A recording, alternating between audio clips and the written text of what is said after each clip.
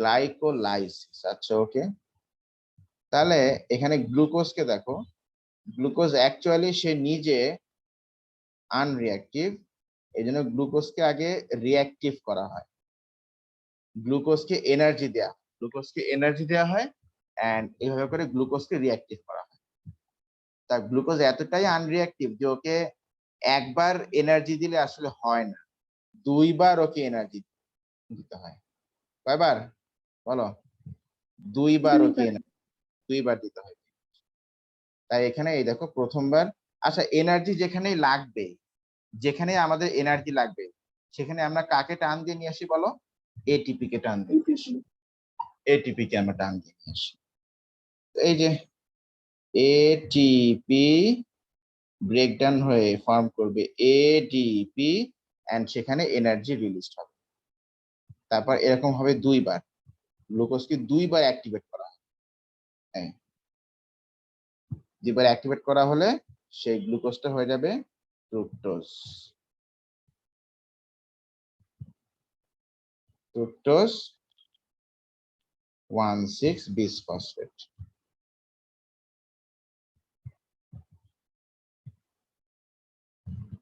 তুমি হেক্সোজ বিসফসফেটও বলতে পারো। হেক্সোজ মানে 6 কার্বন সুগার। তুমি যদি এখানে ফ্রুক্টোজের নামটা ভরে দাও তার কোনো সমস্যা নেই, তুমি হেক্সোজ বলে। আচ্ছা বিসফসফেট মানে দুটো ফসফেট, দুটো ফসফেট কোত্থেকে আসতে বলতো? এই যে প্রথমবার একটা এখান থেকে আসছে, তাই না? এই যে ট্রাইফসফেট থেকে ডাইফসফেট হয়ে গেছে, তার মানে একটা ফসফেট নিশ্চয়ই এখানে অ্যাড হয়ে গেছে উইথ গ্লুকোজ, নাকি? জি স্যার।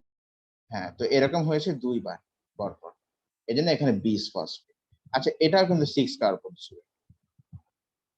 এখন এবার এইটা ভেঙে দুটো 3 কার্বন সুগার ফর্ম করবে। 3 কার্বন মানে ট্রাই, সুগার মানে ose, triose, triose phosphate, triose phosphate. তারপরে ওদিকেও হচ্ছে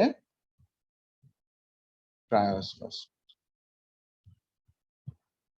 আচ্ছা আমি এদিক থেকে দেখাই, দেখো এখন এই ট্রায়োস ফসফেটের সাথে দেখো কি কি হয়, আমি তোমাকে বলি এখানে কি কি করা হয়। অ্যাকচুয়ালি এখানে ফার্স্টে আগে থেকেই একটা ফসফেটকে অ্যাড করা হয়, ন্যাচারাল ভাবে একটা ফসফেটকে অ্যাড করা হয়। আর তুমি বলতে পারো যে এখানে স্যার ফসফেট কেন হলো, এখানে বিস ফসফেট ছিল, বলতো ফসফেট কেন হলো?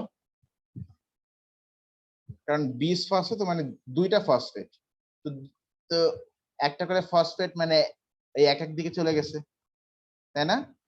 নাকি বলো?